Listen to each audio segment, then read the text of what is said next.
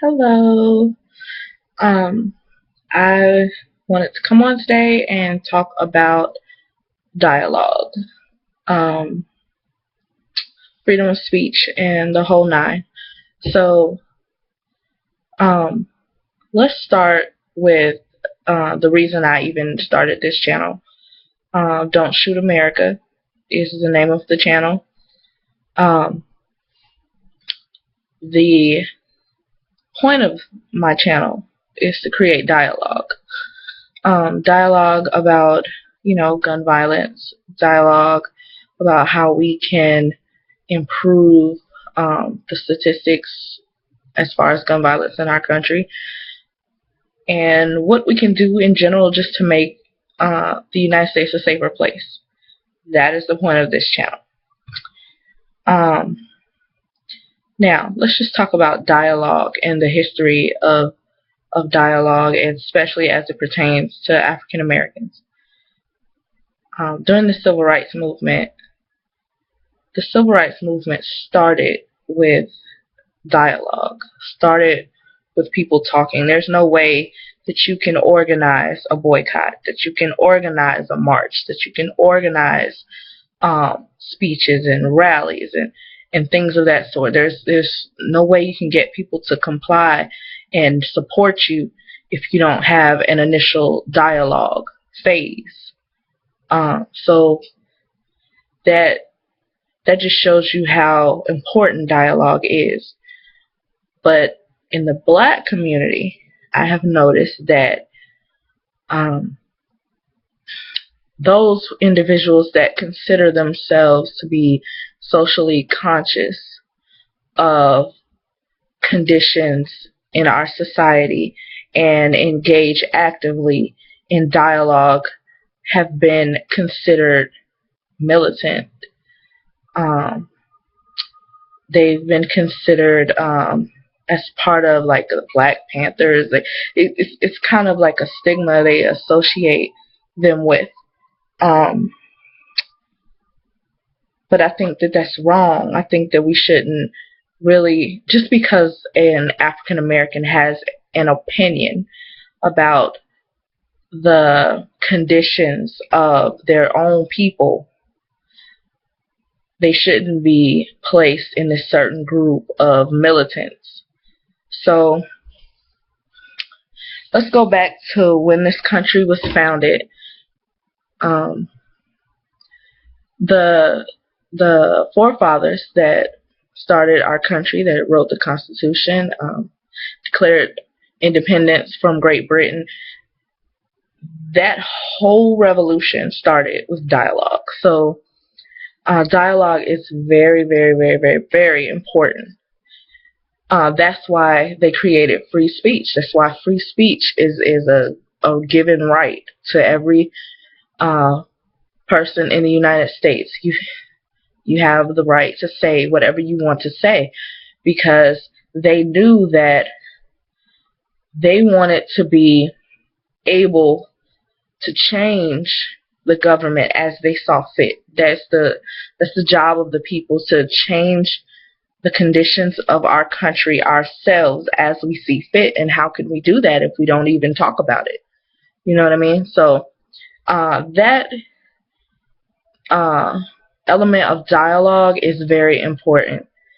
It's very important to not only be knowledgeable of the conditions of our society, but also to not be afraid to talk about it, not feel like it's another person's problem, not feel like we should push that issue away because it doesn't directly affect us.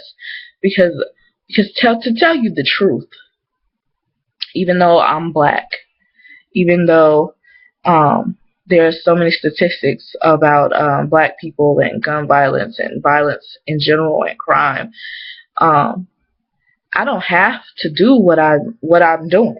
I don't have to be on YouTube right now talking about this. I don't have to be writing letters. I don't have to be trying to make a difference. And if everybody thought like that, then nothing would ever get done. So I think that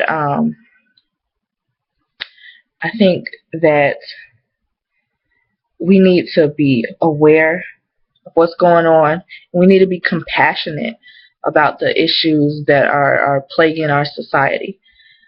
Because like I said before, this is our society, it's our country to change as we see fit. And we have to start by talking about it. So don't be afraid to talk about it to whomever you have the opportunity to talk about it to.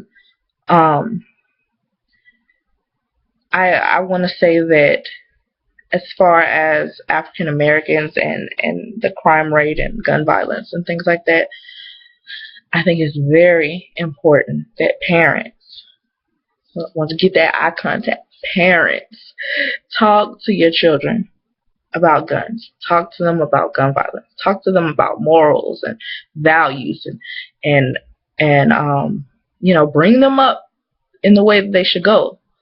Bring them up with values, with some sort of standards, so that certain things are unacceptable. Drugs are unacceptable, guns unacceptable, crime unacceptable. If we don't have a standard of what's acceptable and what's not, then anything goes, really. So that's the first step in trying to change and trying to change the conditions in our society as far as gun violence goes. So let's keep talking about it, and more videos are going to be coming. I really want to do a video on domestic violence. It's something that has touched me. I've been in 2 domestic violence relationships. I've experienced that twice. And since I've graduated from high school, 2 of my classmates died as a result of gun violence, as a result of gun violence and as a result of domestic violence. So we really need to address that issue, because there are signs. And I did some research in my time away from YouTube, and one of the sites said that you should develop a plan, and you should figure out a way that you're going to communicate with your attacker, the person who's been abusing you. Now, every time that I have left, personally,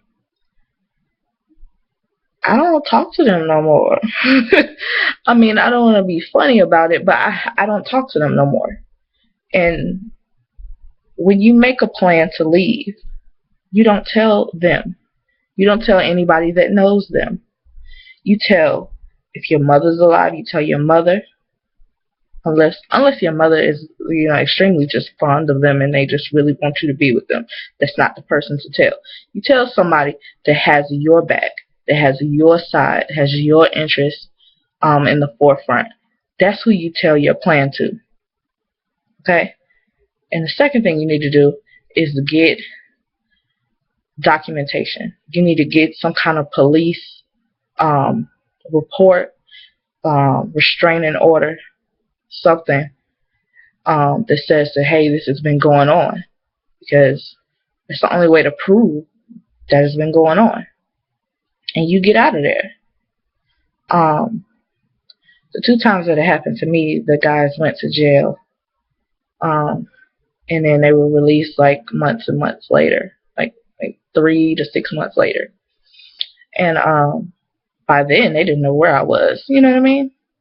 And I never heard from them again. Well, one I heard from Facebook saying he was sorry, but and don't talk to him again. He may be sorry, but he's still the same person. So don't go back, and don't.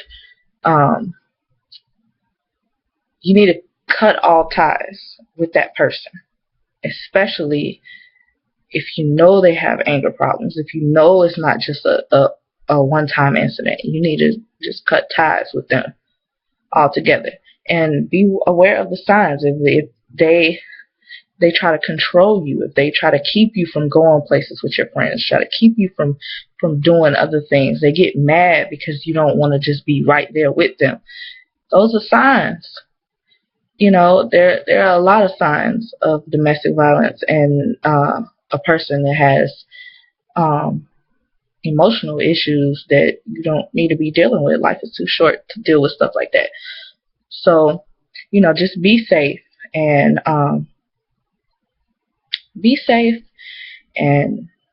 take care of yourself and don't stay in relationships. If a man hits you, eye contact again. If a man hits you, then you need to leave. Point blank and the period. You need to leave. So, okay, that's it for today. I was going to save domestic violence for another day, but I felt like I needed to address it today. So I hope you guys liked the video, and I hope you stay tuned in to more videos. And peace out, and follow me on Twitter. I'm Ashley N. Baker. I'll put that in the description below. And also join our Facebook group. #Don'tShootAmerica on Facebook. That's the name of the group. Also, you can email me if you want to be a part of my YouTube channel, or if you want to be a part of the radio broadcast. The radio broadcast, I'll put a link to our radio station below, and it's called Don't Shoot America Radio. We broadcast live every Friday at noon, but you can always go back anytime and listen to the past broadcasts that we've done. So, email, Twitter, Facebook, radio. Just stay tuned to what we're doing and subscribe to our channel, and we will get back to you soon. I hope I make another video soon. Trying to find some more topics about gun violence and not get too overwhelmed myself, because sometimes focusing on it can be a bit much for me. But that's neither here nor there, and I will talk to you guys later. And leave a comment and like our video. Peace.